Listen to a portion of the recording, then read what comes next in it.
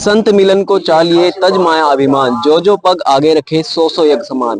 कहते हैं कि अगर संत से मिलने जाएं तो अपनी माया का अभिमान छोड़कर जाएं, ये सौ सौ यज्ञ के समान पुण्यकारी होगा।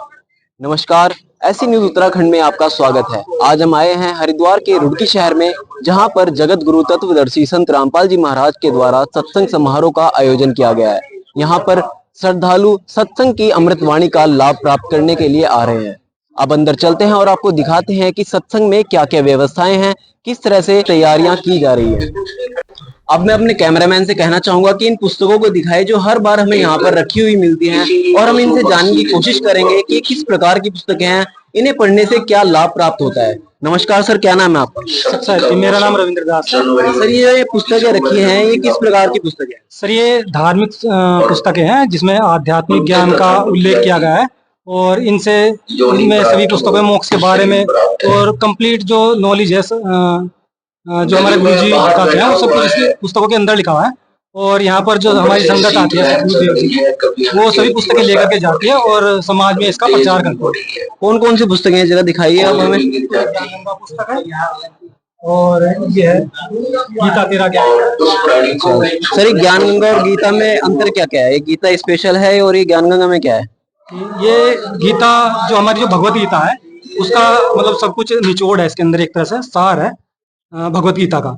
लेकिन जो ये पुस्तक है, इस पुस्तक के अंदर सभी धर्म ग्रंथों से, जैसे कि गीता, कुरान, बाइबल और श्री गुरु ग्रंथ साहिब, इन सभी का सार है इसके अंदर, और साथ में गीता का तो है ही इसके अंदर।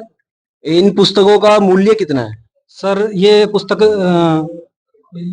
परमार्थ के लिए परमार्थ मूल्य इसका 20 रुपए है, और अगर इसको ऑनलाइन ऑर्डर करते हैं तो ये फ्री दी जाती है। ठीक है सर, धन्यवाद। सत्साई।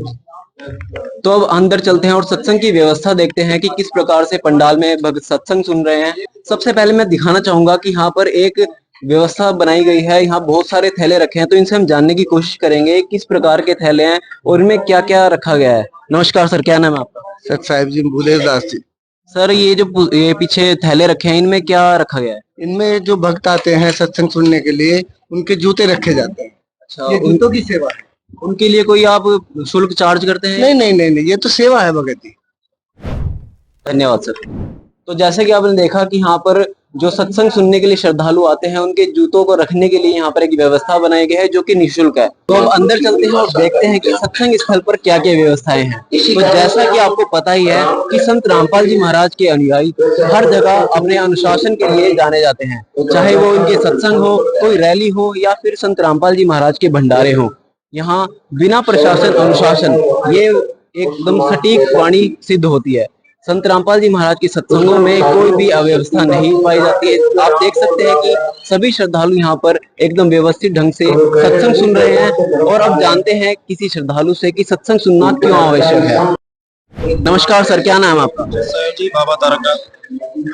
सर, सत्संग सुनना क्यों आवश्यक होता है? देखिए, सत्संग जो है हमारे जीवन को सही दिशा बताता है, सत्य ज्ञान सिखाता है, जिससे हमको सत्संग सुनना बहुत ही आवश्यक होता है। सत्संग का मतलब क्या होता है? आज की जनरेशन को कुछ पता नहीं है सत्संग के बारे में, वो सब बाहर की नाच गाना ये सब सुनते रहते हैं। तो सत्संग का मतलब बताइए। देखिए, सत्संग वो धार्मिक स्थल होता है जहाँ पे हमें औपचारिकता सिखाई जाती है और सत्य साधना सिखाई जाती है, जिससे हम समाज में अच्छी तरीके से रह सके, औपचारिक तरीके से रह सके।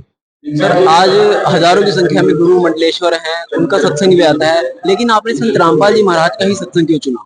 देखिए, सभी के सत्संग जो होते हैं वो बनी बनाई बातों पे आधारित होते हैं। कोई अपना किसी का ज्ञान बता रहा है, कोई अपना एक्सपीरियंस बता रहा है, लेकिन संत रामपाल जी महाराज जो होते हैं ये हमारे तत्वदर्शी संत हैं जो कि वेद और शास्त्रों से प्रमाणित आधारित ज्ञान बताते हैं।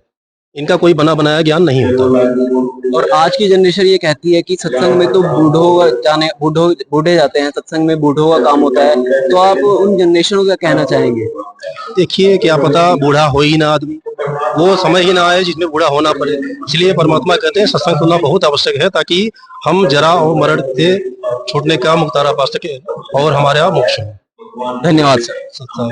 तो जैसा कि आपने देखा कि संत रामपाल जी महाराज के अनुयायियों ने किस प्रकार से सत्संग की व्यवस्था के बारे में दिखाया, और यहाँ पर हमें बताया कि सत्संग क्यों जरूरी होता है, और सत्संग सभी को सुनना चाहिए, चाहे वो बच्चा हो चाहे बुजुर्ग हो। आज के लिए इतना ही, मिलते हैं आपसे नेक्स्ट वीडियो में, तब तक के लिए धन्यवाद।